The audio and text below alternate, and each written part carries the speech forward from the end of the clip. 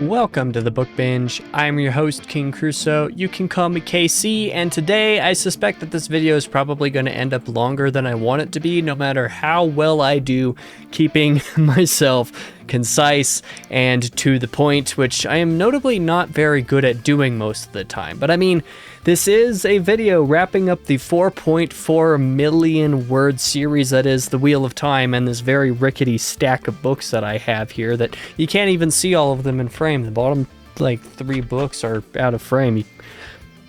But whatever, you know, I've got a stack of books here that is mostly in frame, that isn't just in the background of the video, so it's gonna have to work well enough. But, you know, that being said, I don't want to waste a whole bunch of time with the intro of this video because, well, this video is gonna be long enough just kind of in general, so... yeah, good, bad, ugly. We're going to go over this basically the same way that I normally do with any individual book review. I think the main difference is that I'm going to be covering the ugly of The Wheel of Time after I do the recommendation for it, and that's because the ugly is, well, it's kind of a tangential topic, and it doesn't really have to do with the actual points that I want to make regarding the actual quality of the series. So it's just kind of, you know, something a little bit different. I just wish I kind of knew where to even begin with this video, because as it is, this is going to be rough. A bunch of people are probably going to be pretty unhappy with some of the things that I say, some of the points that I make. But remember, this is all my opinion. This is based on my experience, and, well, let's just put it this way, the good and the bad, the notes that I have for these first couple of sections, I did even do the full detailed notes that I normally do when I do book reviews. I kept it rather limited and decided to just make broader points where each of the good and the bad points kind of counteract each other. So let's just jump into, like, my experience with The Wheel of Time, how I feel it actually achieves what it does, but with said good and bad. Let's go ahead and do the good and bad together, because for every single point of something that I was able to come up with, like, yes, this is something that is done well with the series, there was an asterisk to it, something that could also be said to be bad about it within the same general topic. So the very first point that I want to make for the good is that the individual books of The Wheel of Time are often really enjoyable and incredible. My average rating for the individual books of this series is a little over 4 stars, for example. And when you consider the individual books, most especially early on and then at the very end, you end up with an average, just what I think of when I think of any of these individual books. The vast majority of them come to my mind as like, oh yeah, that was a really, really good reading experience for whatever reason that may be. The bad side of this is that the series as a whole is somehow lesser than the sum of its parts. That just being, you know, a consideration of how I feel about this series as an entire body of work compared to any of the individual books. You know, I really, really like a ton of these individual books, quite a bit, including the ones that I infamously don't love or like a good bit less than some of the others. I still quite like to some degree. You know, Crossroads of Twilight is a pretty popular pick for, you know, being one of the least favorites of the series. I'm not going to be out here saying that it's one of my favorites, because it's absolutely not that, but I do think it's harped on a little bit more than it really deserves to be. I think it's fine. It's got a lot of problems that I acknowledge, but my reading experience with it was, you know, that was decent, as opposed to the terrible that you kind of expect it to be. Even for a me-specific type of experience, The Shadow Rising was a book that people liked to point out as being something that I hated, when I gave that 4 stars and think that it's actually quite solid in a lot of ways.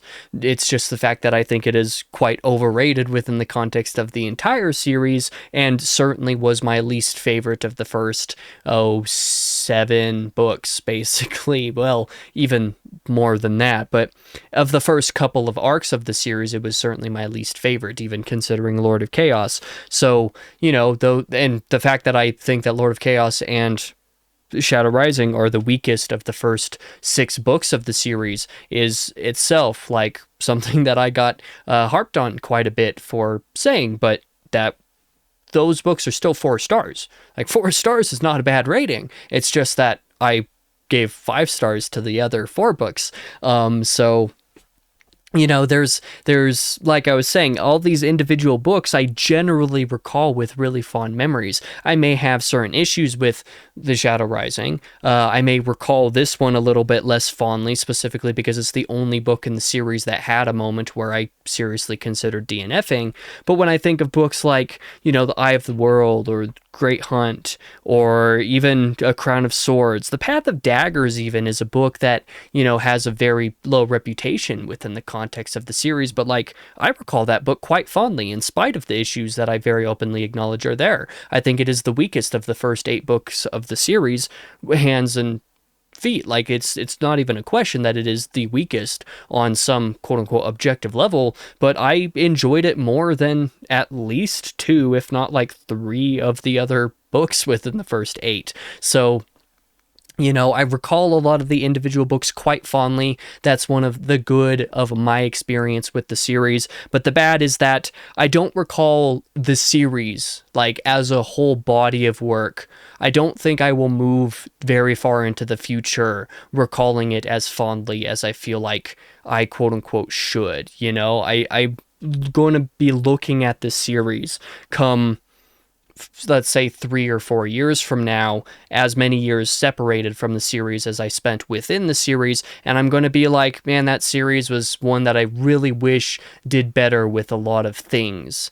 But I'll continue to look at individual books like The Dragon Reborn and, The Fires of Heaven and say, man, I really, really loved those reading experiences. I loved a lot of the reading experiences of the series, but the series at large has enough kind of missing that like the very minor things that any of the individual entries might be missing or do wrong or whatever very often aren't enough to really decrease the quality of the entire book in my mind.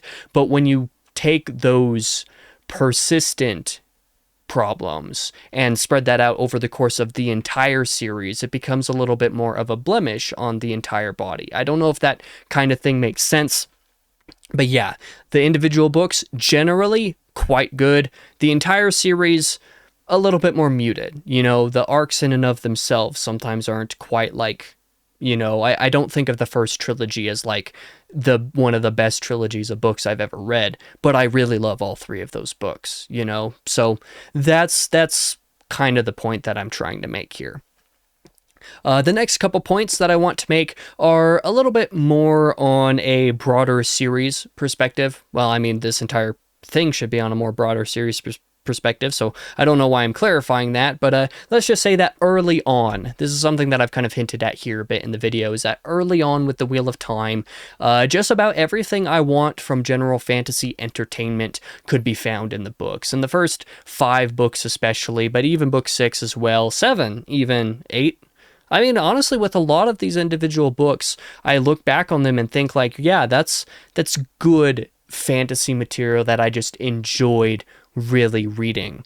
The downside to this point is that the midpoint of the series, and a lot of Robert Jordan's proclivities in particular, means that a lot of the focus and urgency of the series is somehow lost. I can enjoy a lot of the individual arcs of what these are doing, especially early on while things are still being built up and, kind of expanded upon. We're still learning a lot about different parts of the world. But as the series moves on and we're still doing that, it starts to feel like it's losing its way. It's like, okay, we should be more urgent about what we're actually trying to do here. But the series starts to become a little bit more like, not necessarily slice of life, but Robert Jordan starts to write a lot of scenes in a way as if they're slice of life, including a lot of things that just don't particularly matter, that really should not have needed to take the amount of words that they did, that kind of thing. And so, just like I said, a lot of the general focus and urgency of the series is lost kind of in the midway point, you know, even if the individual arcs and books themselves, even if a lot of it is still enjoyable material and is the kind of fantasy material that I honestly really enjoy reading.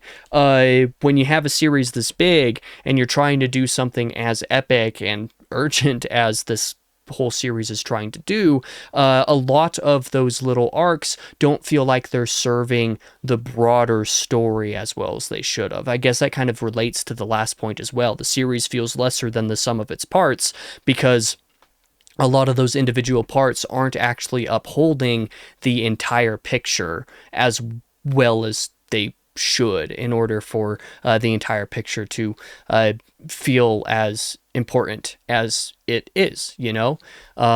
So there's that. Another thing that I want to say is that, like, the conclusion of the series, you know, it concludes very well by roping in previous thematic material into a huge climax that is really satisfying, even if the midpoint, you know, ends up hampering a good bit of pacing in a lot of ways and at individual times. The conclusion actually starts to bring things together in ways that feel wholly satisfying on a broader, major perspective. But, you know, the counter side to that is that there's actually no small amount of things that feel like they're kind of left on the table or forgotten about, or that just don't mean anything because many individual pieces of the series, throughout the midpoint especially, often feel underwhelming because of the lack of outlining that Robert Jordan did here. You know, he had certain major things that he knew he was heading towards or that he needed to build up to, but a lot of the individual bits of the series, of the books, you know, were kind of come up with more or less on the fly. And once again, similar to the last downside that I talked about, it definitely pampers a lot of what the broader series as a whole is trying to do when it doesn't really focus itself on itself quite enough. I don't know if that makes sense, but you know, that's how I feel. Like, a lot of the individual pieces I like quite a bit for what they are. And the ending does manage to pull a surprising amount of that into being really incredible. But with the series as big as it is, it is simply the case that a lot of it is also kind of not dealt with because there was too much of it that probably shouldn't have been included in the first place. Moving more into a sort of character-focused direction for these next couple of points. As far as major characters go, I think that for the most part, they are very impressively enacted and balanced. This was something that Robert Jordan did quite well with many of the characters, and that Brandon Sanderson did well with all of them at the end, in my opinion. There are some exceptions. We'll talk about that in a bit, but overall, I see where people are coming from when they look at this series and be like, wow, yeah, the defining thing about the Wheel of Time is seeing how the characters go from the first book and how they end up in the last book and how they're totally changed. It's impressive, actually. It's actually quite impressive to me how much change is able to be undergone over the, you know, approximate like 2 to 3-ish years that the series takes place over, but also how little changes at the same time. You get just enough of an arc for it to be believable and for these characters to feel like they're changing at various different major moments of the series for the most part.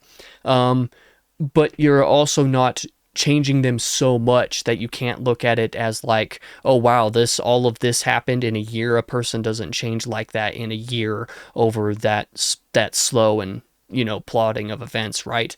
No, there's a very solid balance of the way that character arcs are generally handled. I may not appreciate a lot of where some of those arcs go in certain places, but for the most part, the general pacing of most of the major character arcs is really well done. As far as secondary characters, we'll say the primary side characters, also are really impressive. You know, when you have a series this big, it's should be imperative that there are important side characters, you know, that aren't main characters in and of themselves, but are prominent enough to almost be side characters, and for these people to actually have defining moments within the series. And the Wheel of Time does that. There are a lot of secondary characters here that may as well be main characters, that feel like they are main characters, that are main characters through certain arcs of the series, but without taking, you know, the role from the actual like handful of legitimate main characters. And that's something that is surprisingly well done. But the offside to both of these points regarding major and secondary characters is that when they're not awesome, when they're not being well handled, they are so bafflingly mishandled as to be like unbelievable. Things like Perrin, for example. I'm not going to go into detail because this video's spoiler free, but when it comes to Perrin and his role in the series, very good for the first 4 books. And then Robert Jordan just completely forgets what to do with him, to the point that he left Brandon Sanderson no notes on what to do with Perrin. Like, there was basically nothing to run off of, and almost every note that was left over was about what Perrin was going to be about post Wheel of Time, like after the series was done, not even for the finale of the series.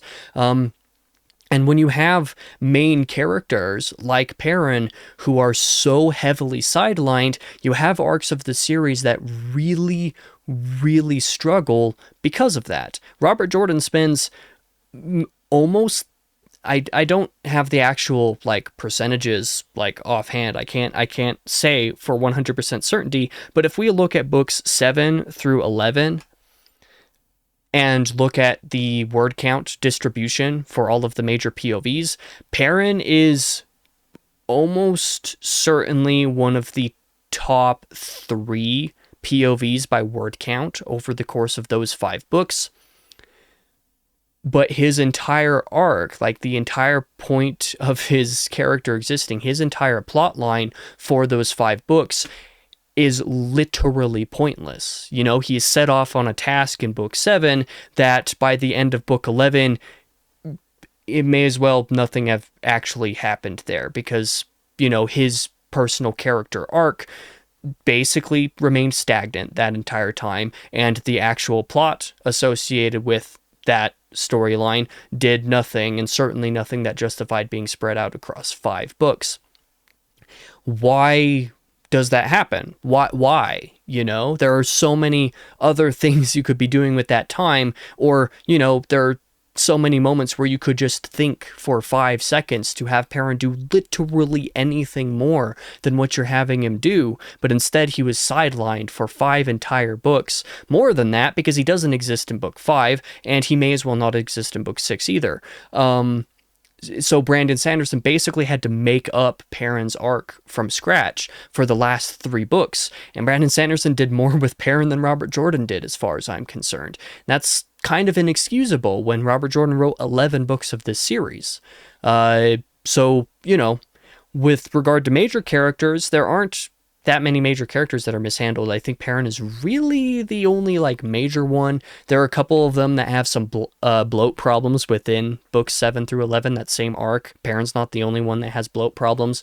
Elaine also has a ton of words and also doesn't have a whole ton of reason for it. There's fun political stuff going on with her in those books, but she doesn't justify the amount of words she gets, in my opinion. But that's kind of a general point. When the main characters aren't having really epic moments, when they aren't having really critical character experiences, when they aren't having really transformative arcs, they are sitting and doing nothing. And sometimes sitting and doing nothing for multiple books. And it is a problem. It is definitely a problem. And with regard to side characters, you have kind of the opposite problem, where instead of these characters being featured and doing nothing with the words that they're given, like Perrin, you have a lot of side characters and side plots that also just get forgotten, underutilized, or which in some cases become redundant, depending on the type of side character you're talking about. One of my favorite things about the Wheel of Time through the first 5, 6 books was the side plots. You know, it wasn't just being able to experience the main POVs, it was the 1 or 2 chapters of a random side character that you'd get a little bit of a look at every once in a while as well. I recall like Morgase's material in the first handful of books, or like in the middle handful of books, I guess, within those first couple arcs. She has a lot of stuff going on, or a handful of scenes where I'm like, I really like this stuff. But then she just kind of gets wrapped up in one of the major plot lines and then serves little to no purpose while she's there for most of it. And like that kind of thing is always just really disappointing, in my opinion. Some of those side plots do get solid resolutions and do get good arcs and do become important, but the way that they're included is often feels underutilized or forgotten about. There's a particular case where a certain side character POV and storyline kind of happens in the prologue of Knife of Dreams, but then like outside of that one scene where that thing happens, that stuff doesn't appear again for 2 more books, but it doesn't become important. And because it never appeared again within Knife of Dreams, let alone the book after that either, I just forgot about it entirely. So when I made a diary in like Towers of Midnight, that was just like, this stuff wasn't like this stuff just hasn't existed for like 7 books. It's just like, no, like there was a scene that happened there 2 books ago, you idiot. And it's just like, well, you see, that scene was Check's Watch, like 4% of the prologue of that book, and was never mentioned again. Within the context of everything going on in the series, it's understandable that things get forgotten. And the irony of that entire thing with regard to certain character arcs and stuff, this isn't even a specific point that I put in my notes, but it's the dichotomy of Wheel of Time does a very good job of reminding you about certain things that you need to know, because Robert Jordan specifically doesn't know how to not be redundant.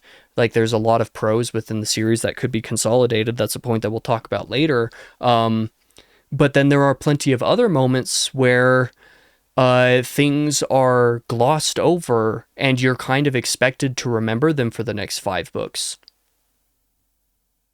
before it becomes important or relevant again. You know, 5 books is slightly hyperbolic there, but the point remains. There are plenty of things where no reasonable person would remember that thing unless they read the book or series many times, or unless they are taking very detailed notes about literally everything, or if they are the particular type of personality that latches onto random bits of information that are never mentioned again. I know some people personally who are the types of people to see a thing pass by, be like, what's that? And then specifically be looking for that. And so for those people, some of the side material is handled probably pretty well to those people because those people noticed. But the problem is that most readers don't actually latch on to things that way. A lot of readers, especially with something as big as this, are just trying to keep track of the main things going on and expecting them to remember very minute details over the course of several books, especially when you repeat major details that everybody has already known for 5 books now, every single book. The balance is off. Like, you should be, if there are little things that should be remembered, you should do better to make sure that your readers remember those things, and the major things probably don't need to be mentioned quite as often. And so this is a particular note with certain characters and storylines throughout the series within certain side character stuff. There's a lot of side character material in the Wheel of Time that I love, really, really love. There's a lot of it that feels, again, like it gets very often forgotten and therefore underutilized as a result, and that's not fun. But, you know, to go back to a couple of good points about the series, something that a lot of people try to sell as what makes the Wheel of Time awesome is that the scope of the world is genuinely very impressive, and the depth of some of the history is very intriguing, and I would agree with that. There's a lot about the lore and the history and the size of this world that is, like, you know, immersive in a way that most other worlds aren't. You know, I can get myself immersed in a lot of fantasy worlds quite well, quite easily. It's, you know, it's not that much of a struggle for me. Wheel of Time has a different vibe to it. I don't know what it is. I don't know how to explain it either, but there is something about this world that sinking into it just feels natural. You know, it's not like I'm going into this cool world of really exciting and different things, and I'm immersed in that story. No, like the Wheel of Time, it feels like a second home in a way. You know, even from the first couple of books, there's something about what is going on here that feels like a secondary home. Like it feels familiar. And a lot of that is probably based on the fact that Robert Jordan got a lot of inspiration for a lot of his cultures and stuff from real world cultures and mythologies. And that's not necessarily a unique thing for fantasy authors to do, but maybe something about the particular way in which he evoked some of that within the actual setting of the Wheel of Time just kind of clicks better, or clicks in a unique way, because something about it does click in a really unique way. The downside to the world building, however, is that the way that it is utilized within the actual story of the series, as awesome as this world is, and as interesting as a lot of that lore and history is, basically none of it is utilized to very significant or effective degree within the actual story. You know, as it is utilized within the series, it comes across as being wide as an ocean, deep as a puddle. That's not to accuse the world building of Wheel of Time of actually being wide as an ocean, deep as a puddle, but again, just the way that a lot of that material is actually utilized or referenced within the series feels referential and tangential in such a way that doesn't actually make that much of a difference. And so you don't even know how much depth there actually is there. There very clearly is, and there is a way in which that is conveyed in a way that feels, you know, really great to read and actually be part of. But there's a lot of the details that feel like I'm not entirely sure how solid any of those details actually are. How much of this is just being made up as he goes, and how much of this is actually like truly that deep. You know, how much of it is Robert Jordan personally like pretending that the world is actually that deep, and how much of it is that deep. And while you're reading the series, most of it feels like it's pretending to be that deep, and you have to think about it or look into it a little bit more intentionally before it actually reveals that depth to you. And when your series is this long, I feel like some of that should be a little bit more like, I don't even know. Like it should just be a little bit more apparent to the reader that the depth is actually there, and not just that it could maybe be there if you looked hard enough. So the world building, great. As it is utilized within the actual story, lacking, in my opinion. Furthermore, on a kind of similar note with regard to the actual storytelling and, you know, the way that certain reveals and mechanics within the world are utilized, and how certain things come to fruition, it is really jaw-dropping. Like, you can tell that there is a lot of thought that goes into the details of a lot of the mechanics of this world, like especially with magic, because the magic in particular of the Wheel of Time is really, really great. You know, you get a lot of magic systems that are either like very soft, you don't know anything about them, or they're very hard and they're basically science, depending on the different author or the book or whatever. And I think that both sides of this magic debate can serve different purposes. And if those purposes are served by the story, and they are themselves serving the story for whatever purposes they have, whether that be soft or hard, it works, right? Wheel of Time has a very interesting dynamic that I think sets itself apart from what certain other authors are trying to do when it comes to magic, in that you can tell there's a hard magic system here. You can tell there's a lot of depth to how magic works, and the same thing could be said for a lot of other things about the series.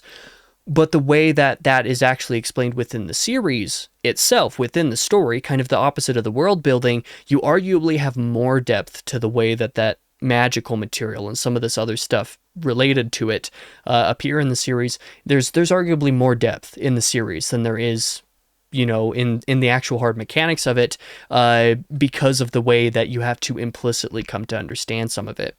This is a hard magic system that is explored in a much softer way than it could be. You know, there are certain moments of the series, certain particular occurrences where that isn't always served the best, where knowing actually how something works or how a particular thing works is better than not knowing within the series. But overall, the balance between like knowing that there is a system that is like actually follows rules, you know, that can't be Deus Ex Machina all the time. I don't think there's any like magical Deus Ex Machina in Wheel of Time, for example. And again, there's a lot of other things within the series that feel the same, where even though a lot of it is vague, even though we don't get told a lot of it because the characters themselves may not actually know a ton of it, there's a lot of depth in how those things actually exist in the world that makes it really impressive. Things such as gateways, for example, as well, and the specific distinctions between a couple different types of gateways is something that like appears very early on in the series, but which you don't actually like really get the depth of how that works until several books later. And the fact that something like that was able to be held back because of the way that the POV characters themselves didn't actually understand it, and so explaining it explicitly early on would not actually make sense from a narrative perspective. A lot of this material is handled really, really impressively throughout the series. The downside to this particular point is that there are times when Robert Jordan very clearly decided to change things on whims for no justifiable reason. This is definitely talking about retcons and also similar types of mechanics where it's like you can kind of tell that he didn't fully understand what he was doing with certain mechanics quite yet, and so he had to develop that over time. And so like some mechanics are just confusing until Robert Jordan finally settled on what they were actually meant to do or be, which isn't necessarily that much of a problem. But there are plenty of other things about the series that do feel like retcons, where you feel like you have an understanding of how something works or what something is or what's going on with certain things. Robert Jordan will suddenly just decide, no, the readers figured out what this thing is or how this thing works too quickly or too easily, therefore I'm going to change it to spite them. And you know, there's one particular retcon that is especially egregious with regard to a particular character, but there are other like minor things where like I can't provide specific examples, but there are a lot of things where the way that they are handled in some books just feels completely opposite of how they are handled in other books, and it's like, what exactly is this thing actually? I don't understand it, and it doesn't actually make sense because I don't think Robert Jordan fully knew what it was yet. So he handles some things very well by taking this sort of offhand approach to certain mechanics, but there are other things that don't make sense because of it. Let's just go through a few final points here. With regard to the series at large, for the good anyway, firing on all cylinders, it is easy to see why Wheel of Time has the reputation it has. But when it's also not firing on all cylinders, it is also easy to see why the series has the reputation it has, because that is a very good reputation, and it also has a very bad one. And I think the people who prop this up to be like the most incredible thing in existence overblow a lot of it. And the people who make this out to be a truly horrific piece of absolute nonsense that doesn't do anything right are also overblowing it. I think there's a very fine balance that Wheel of Time has between its really great stuff and its really messy stuff, and there's not very much nuance in the way that these things are discussed. Ironically, haters of the series are also very good at being very positive about some aspects of it, and lovers of the series are very good at sounding like absolute haters of it, depending on the context and what specific thing is being discussed. But it rarely feels like anybody's really coming down like in the middle about particular things. Like they might say it, that they're in the middle about something, but they always express that something is either the best or the worst. And the Wheel of Time is too big for this polar opposite type of discussion to be very useful to basically anybody. The fans become more or less their own worst enemy when it comes to their own praises and criticisms, and also the haters become their own worst enemy when it comes to their lack of praises and stark criticisms. It's a very interesting type of discussion to have. I think that Wheel of Time, like I said, when it is firing on all cylinders, you really see why the people who love this truly love it, but you sometimes feel like they're trying to ignore the things that are bad about it, or trying to excuse certain things about it that aren't excusable actually. But you listen to certain haters about the series, and they make it out to be like this truly dreadful piece of work that never should have existed. And like, it's never that bad, actually. The series is never that bad. Even my least favorite entries of the series, which my least favorite entry of the series is the one book that I can probably say that I like actually basically dislike, but even that book has some things going for it. It's still not the worst book I've ever read. But many people make certain things out about the series, Crossroads of Twilight most notably, to be like an absolute blemish on the publishing industry, where it's like absolutely baffling that any part of that book was ever published. No, some of the books are a mess, but it's not like inherently questionable how any of it got published. And on the opposite side of things, yeah, this book has many, or the series has many great moments, but if we're going to pretend that the series has no flaws in it, that is also just, quite frankly, objectively wrong. You know, opinions about certain things will change, the subjectivity of things are there, but there are objective problems that the Wheel of Time has that some people are also pretty good at ignoring. So that's a particularly interesting discussion. I know how this might sound like a confusing point to really harp on, but my experience with the series comes down to something along these lines. I found myself defending the Wheel of Time at many points in conversations with friends, a lot and quite deeply and seriously without lying.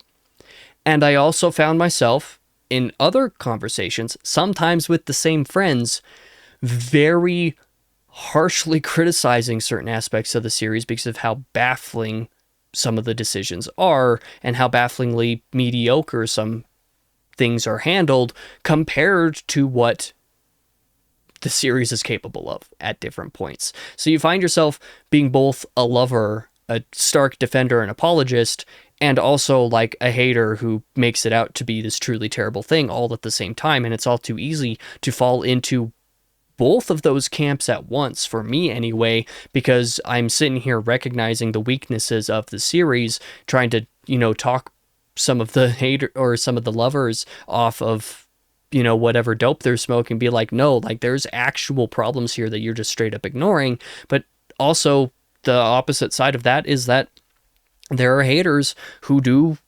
genuinely trash on the series like it does literally nothing right. And it's like, no, actually, this is not that bad. But yeah, I'll stop talking about that particular point and move on to a different one instead, and say that this is both a good and a bad thing. I mean, all of these points that I've been talking about have a good aspect and a bad aspect, but really what it comes down to is that Wheel of Time is impressive because of the way that it brilliantly bridges classic fantasy and modern fantasy. This is one of the great things about the series, encompassing so many books and being written from like 1990 or something. Was it before that? I think it was 1990, somewhere thereabouts, whenever the first book came out. All the way up till, what was it, like the mid 2010s when Memory of Light came out or something like that? 2013 it might have been. I don't have my years right. I didn't look any of this up. I don't have the years written down in my notes or anything. But when you look over the course of the series, you do have that like sort of era there in the 90s where classic fantasy was starting to fade out, and Robert Jordan did a very good job taking certain classic fantasy ideals and carrying that forward as fantasy was adjusting and changing into a more modern lens, and letting that become more modern and differentiate itself from its elder peers in ways that is really effective. And it does so without losing its spirit, because of course once you get into the, late 90s, early 2000s, you have, like, Game of Thrones come out, and then suddenly you have the wave of grimdark fantasy becoming, like, the craze in the 2000s especially, and, like, Wheel of Time doesn't give in to that changing fantasy scene. It continues doing its more optimistic fantasy side of things, that sort of classic fantasy vibe going on, despite adjusting with the times in the way that certain storytelling comes up.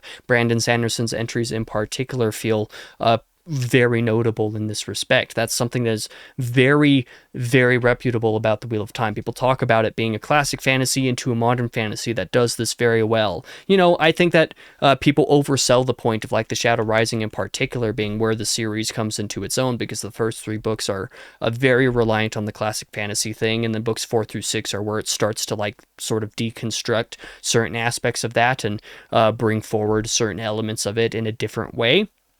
While I think that that is true to a degree, even though certain people oversell it, it is definitely the case that Wheel of Time successfully manages to capture that older vibe because it came from that era of fantasy, while also managing to be a modern fantasy series by the end, because it evolved over time. And that's not something that everything can do, you know, that's not something that every author could pull off. And, you know, I did praise Brandon Sanderson especially for being able to really pull off the end of that transition with the last few books of the series, but it's still something that is notable about The Wheel of Time.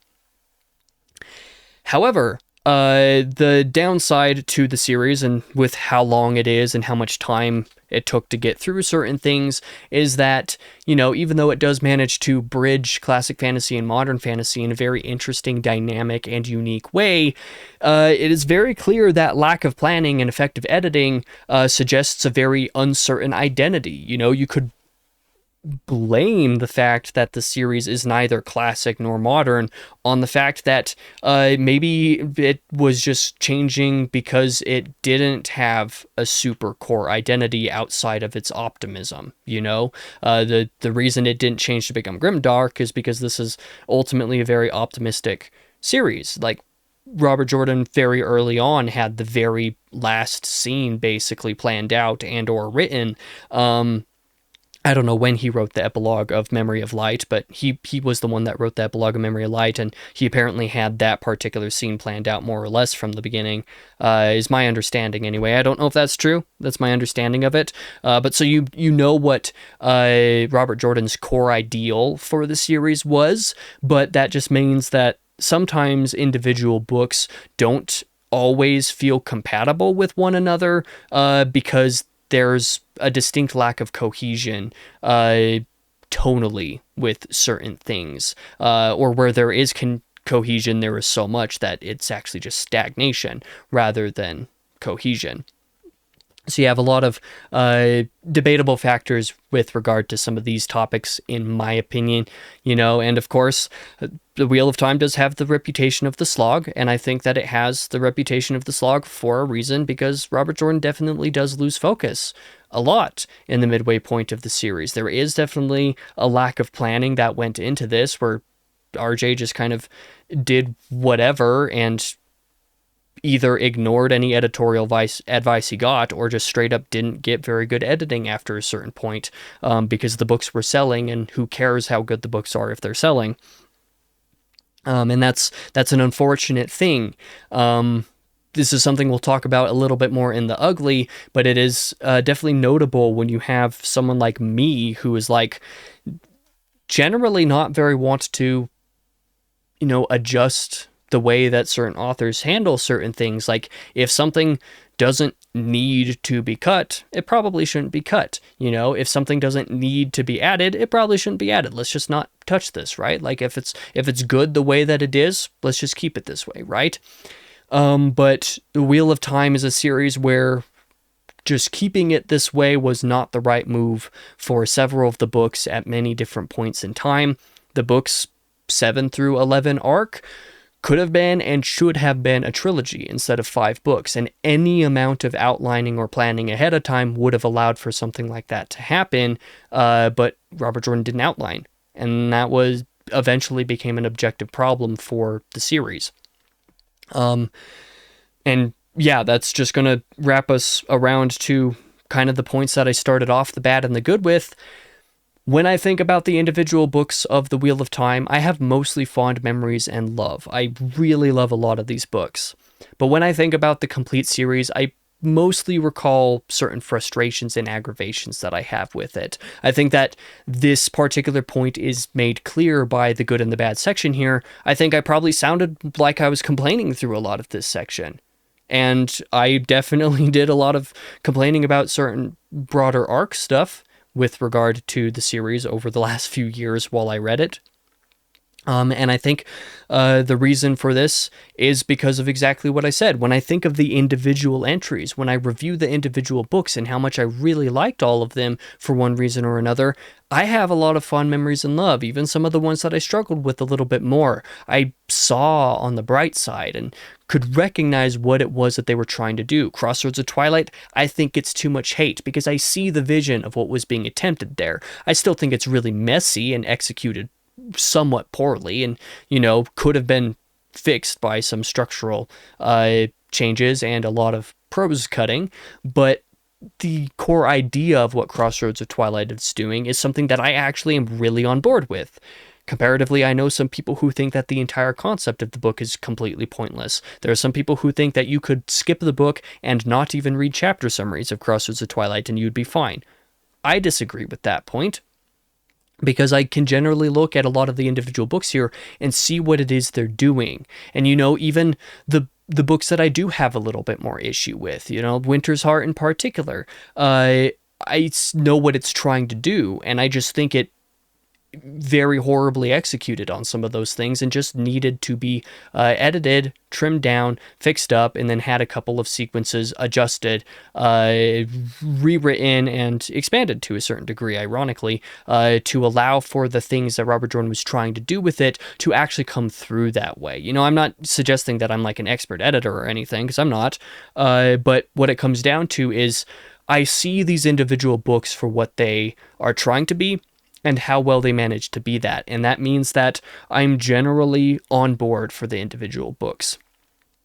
But when I think about the overall series, I see the little things that crop up in individual entries and realize that these are collective problems that persist throughout multiple entries. I see that there are arcs that have major problems. I see that there are incredible structural issues with several books in the middle of the series, even though the content that is contained throughout at least some of those books is generally very good. They're just structured very poorly. I look at the series at large, and again, I recall a lot more of my frustrations and aggravations with parts of The Wheel of Time, even if the individual books themselves generally get a little bit more of my active love and fond memories out of them. So that's going to be the end of the bad and the good section, or the good and the bad section, however you want to balance that for this video. Let's move into the recommendation. What is the recommendation for The Wheel of Time? Should you read The Wheel of Time? Or if you're in the middle of reading it, should you finish? And unfortunately, this is an incredibly complicated question. It's not an easy one to answer at all. But I'm going to give you a couple of yes, you should continue, or no, you should not continue, based off of the different arcs of the series for ease, and then I'll give you an ultra short answer right after that. Regarding the first trilogy, the first 3 books of the series, if you are into those books, and especially if you love those books, you should continue. No question about it. You should absolutely continue at least on to the next arc, to the next trilogy, and see how you feel about those. If you're not into the first 3 books, I think it is probably worth considering not continuing beyond them. A lot of people will try to convince you that you have to read The Shadow Rising, because that's when the series comes to its own. That's when it forms its own unique identity. But I don't think it's worth trying The Shadow Rising if the first 3 books aren't doing it for you. If you're just not having a good time with any of the first 3 books, The Shadow Rising won't change your mind. I've not met a person who struggled with the first 3 books who had their mind changed by The Shadow Rising. If you're not sure how you feel about the first 3 books, whether or not you should continue, you should continue, and The Shadow Rising will determine for you whether you should continue from there or not. Regarding the second trilogy, if you are into the second trilogy, or more so into the second, and especially if you are more so into the second trilogy than you were to the first, you're just going to love the series. Even the slog, you should just continue, finish the entire thing. That's your recommendation. However, if you're still pretty so-so about the second trilogy, or if you end up being pretty so-so about the second trilogy, I do know somebody who, like me, loved the first 3 books, but really was not into the next 3 books. If you're not very hype about books 4 through 6, stop, because you're going to really struggle for books 7 through 11, and like, that's just not worth it. Like, even if you love books 1 through 3, if you don't love books 4 through 6, it's not worth continuing beyond that point. Get through the end of that arc and you're good. And especially more so than that, not even just if you're not sure how you feel about those next 3 books. If you are really struggling beyond book 4, you should stop. Like, quite frankly, if you were struggling with the first 3 books and continue to struggle, stop. If you were so-so on the first 3 books and continue to be so-so with the next 3 books, you should stop. No matter how you feel about the first 3 books, what it comes right down to it is, if you are not still really enjoying books 4 through 6 of the series, stop. That's the recommendation there. Regarding the failed trilogy, we shall say, the slog arc, the 5 books that could have been and should have been just 3 books, I would say, whether you get through these is going to come down to your personal taste, what actually matters to you. There are plenty of people who go through those 5 books and don't notice any problems, don't notice any quote-unquote slog. If you're enjoying those books, great. Like I kind of said about the last trilogy, if you really like all 6 of the first books, you're just a fan of the series. Like, you don't need the recommendation to continue going on. You're good. But like I said, if you're getting into the slog and you were already struggling with the first couple trilogies, it's not worth continuing at all, in my opinion. If, however, you are somebody who enjoyed a lot of the first couple of trilogies, and then you move into the slog arc and you slowly hit a standstill, you slow down, you stop. I know plenty of people who have stopped in these 5 books despite liking the first 6 books. If you are one of these people, my recommendation is to go ahead and read the chapter summaries from the fandom wiki. They're worth reading. They get you all of the details you need, and frankly, even some details that you don't need for every chapter. So if you are struggling with the slog specifically to some degree, I think it's okay to read those chapter summaries in order to get to the final trilogy if you have to, or if you're, a completionist and you've read the first 5 books, and even if you don't love them, you have to finish the series because you can't make yourself not do it. Well, I would advise you to try reading chapter summaries for some of the slog books if you need to. If you feel like you need to, that's a decision that you can come to on your own. If you feel like you have to, don't blame yourself for it through these 5 books, because there are definitely times where it can be a struggle, and I get it. But don't skip them. I do know somebody who has recommended to just straight up skip books like 6 through 11. Don't do that. That's stupid. You miss a lot of character development stuff that is... It's very silly recommendation. So don't skip anything, but if you feel like you need to skip something, just read the chapter summaries and you'll be good.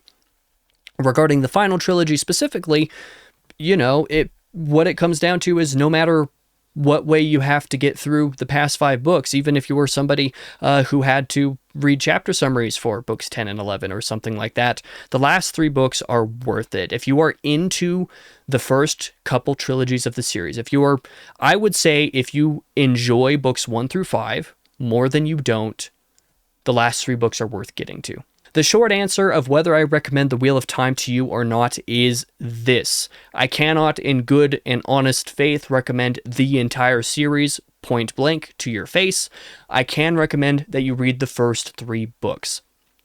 If you do not enjoy them, do not finish the series, period. Like, just don't even bother with Shadow Rising, because it's not going to be worth it. If you don't enjoy the first 3 books to any notable capacity, or they don't do anything special for you, Shadow Rising won't change your mind. I don't care what everybody else says. It's not going to change your mind enough to make the entire series worth it. If you enjoy the first 3 books, however, continue on, and then determine whether you're going to finish the series based on how much you enjoy books 4 through 6. Most especially 4 and 5, in my opinion. But if you struggle with books 4 through 6, don't finish the series because it gets worse, and almost exclusively worse for the next handful of books. If you enjoy books 4 through 5, and if you already enjoyed 1 through 3, you're probably on a good track. You're basically good to go. But I would say if you significantly struggle with any of the first 5 books of the series, quit. Do not continue because, again, those 5 books are arguably the strongest. Those 5 books are just straight up the strongest strain of books in the entire series. No questions about it. Back to back to back to back, 1 through 5 are easily the strongest strain of book in the series. If you really find yourself struggling with any one of those 5 books, I mean, maybe less so book 1, but if you find yourself really struggling with books like 2, 4, 5, or 3, 6 even to a certain extent, the series is not going to be for you. So just read the first 3 books, determine if you're going to continue from there, and if you struggle with books 4 or 5 after that point, it's probably going to not end well for you. So that is basically as much as I can give you information-wise for the recommendation of the series. I will now tell you what I think you should do regarding some extra bonus material with the series, because there is an extra prologue for Eye of the World entitled Earlier Ravens. If your edition has it and you want to read it, go ahead, but I would actually argue against doing that. I would advise against reading that bonus prologue to Eye of the World, because combining that with the original prologue, Dragonmount, together is just too much and is like an hour and a half of combined reading that is just too much and unnecessary for you at that point in the series. That bonus prologue is worth reading like after you've read the series, basically, as a way to like go back to where it all started and have certain information like given a little bit of extra fun context in some ways. But I would advise against reading that bonus prologue. I would say that the Strike at Shale Ghul, which is like a sort of in-world academic document that exists that you can find online somewhere on dragonmount.com and on tarvalon.net. The Strike at Shale Ghul, I would recommend reading either after The Gathering Storm or after A Memory of Light, just because, after finishing the series, kind of similar topic-wise to Ravens. I think the material that it covers is going to be more meaningful to you if you have the context of what the full series gives you regarding the stuff that it covers. So both of those, I would say, just wait until after the series is written or after you've read the rest of the series. That makes a little bit more sense. And then regarding cut content from A Memory of Light specifically, because there are a couple bits of cut content that I don't think I actually talked about in this video. One of them is more of a short story of material that is canon to A Memory of Light, but was cut for pacing reasons. That is called River of Souls.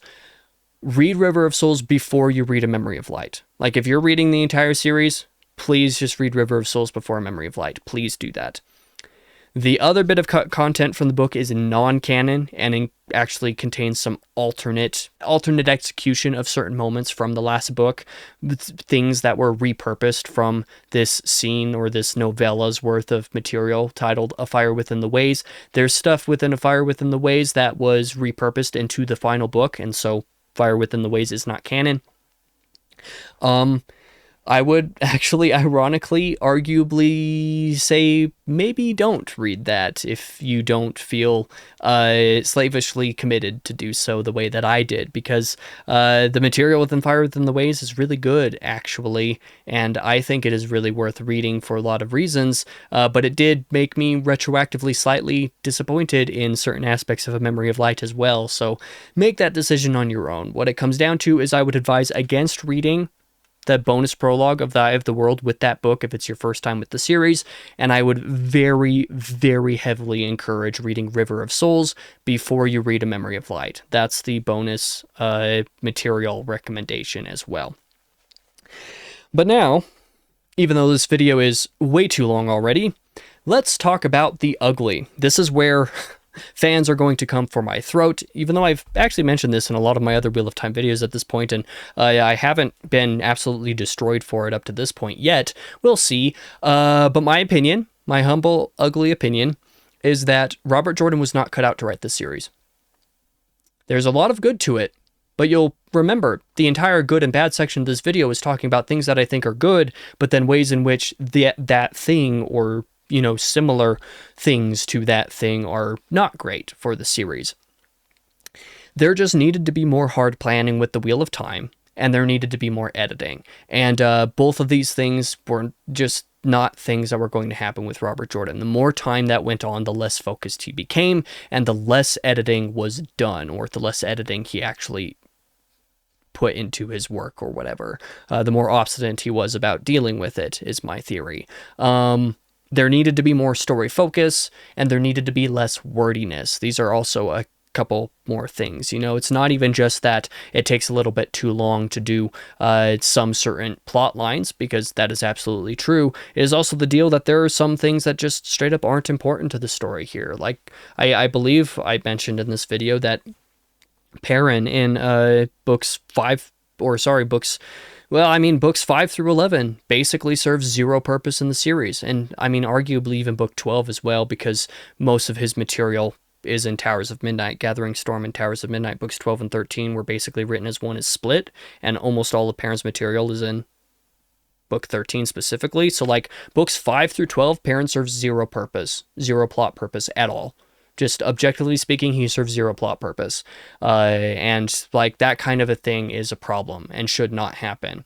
And even within the context of storylines that do actually matter and are actually important, such as Elaine and Camelin within, you know, books, that same book 7 through 11 arc. Her plot arc there is actually really important, but takes way too many words to do what it's doing, in my opinion. So what it comes down to is Robert Jordan, he had a lot of very good ideas, but I do not believe that Robert Jordan was inherently cut out to actually write The Wheel of Time, which is a blasphemous thing to say, I'm sure, but I just don't think he was cut out for it. You know, the different arcs of the series of just made this point very clear to me, right? The first trilogy, relatively speaking, is very constrained, and it does its arc pretty efficiently and smoothly, all things considered.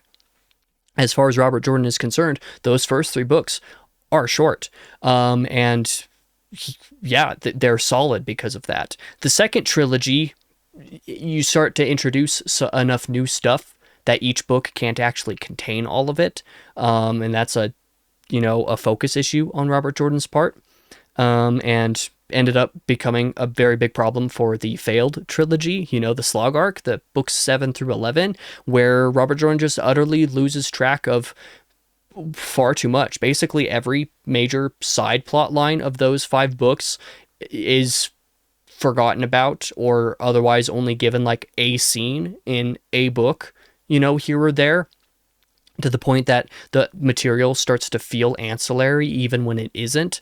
That is a problem. And I've called those 5 books the failed trilogy for a reason. Those 5 books could have been and should have been 3, and still they somehow managed to be 5 books because Robert Jordan just lost focus on what he was doing during them. And then for the final trilogy, what Sanderson does is Sanderson does have the restraint that Robert Jordan didn't have. Sanderson does have the constraints put on him that Robert Jordan didn't get put on him. You know, that yielded an effective ending that I don't believe that Robert Jordan would have been capable of doing either. You know, this is a point that I made in basically all of my diaries for A Memory of Light, and quite frankly, the last 3 books as I read them this year, is that Robert Jordan just would not have been able to do this final arc anything resembling efficiency. Brandon Sanderson was able to write them in a way that they became a trilogy. I do not see Robert Jordan writing those last 3 books in any way that was shorter than 5 books, and it would have been much worse if that were the case. I hate to say it, but it is almost certainly the truth. And you know, the true ugly of The Wheel of Time is that even I, as just a random Yahoo on the internet, unironically kind of want to do a fan edit of the series so that people I know, like friends, don't have to read the series in the condition that it is currently in, because it's pretty unexcusable that certain books of the series are in the condition they're in. You know, I think that books 1 to 3 and 5, I would not touch. There's one chapter in Eye of the World that I would restructure because it has a weird structural thing going on that serves zero purpose. But outside of that one chapter, I wouldn't touch those 4 books. Book 4, I probably wouldn't really touch at all either, you know, besides maybe adjusting a little bit of prose for consolidation. But overall, I wouldn't touch book 4 very much either. Book 6 would need a little bit of restructuring consolidation. Books 7 through 11 need a lot of restructuring consolidation and prose cuts.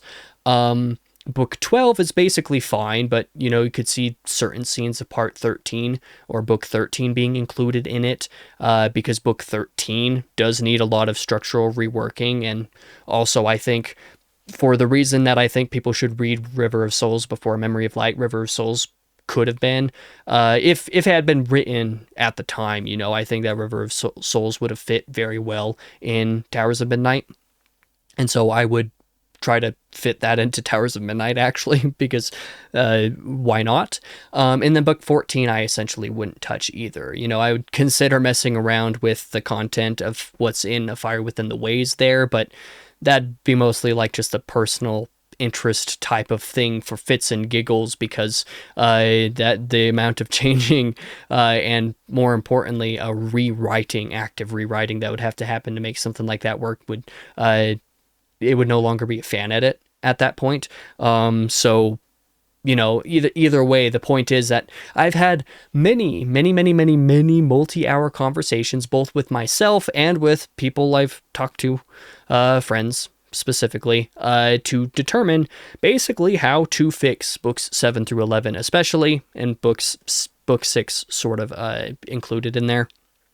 I'm not even joking, all the way from, you know, what material would go where and what approximate order certain POV allocation stuff would end up happening.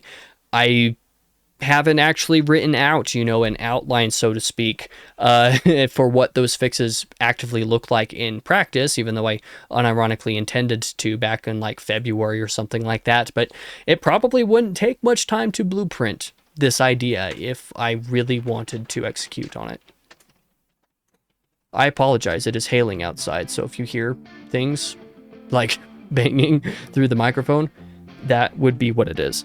So I guess I'm just going to try to finish this video really quick before power ends up going out while I'm recording. I would hate for this entire video to be corrupted. Anyway, the point that I'm trying to make for the ugly here is this an undertaking that I would ever actually pursue to fix the Wheel of Time, quote unquote? 99.99% chance, no, I would never do that. It wouldn't be worth the time amidst the work that I do for Christopher Rocchio and work that I would like to do on my own writing stuff, but still, there is a piece of me that high-key really wishes I could justify doing a fan edit for this series for the sake of it and for the sake of having a better, in my opinion, much better version of the series to give to friends to read, because yeah, there's enough wrong with the series. No matter how much I like a lot of the individual books for what they are, there's enough wrong with the series writ large that kind of would justify something like that to be done.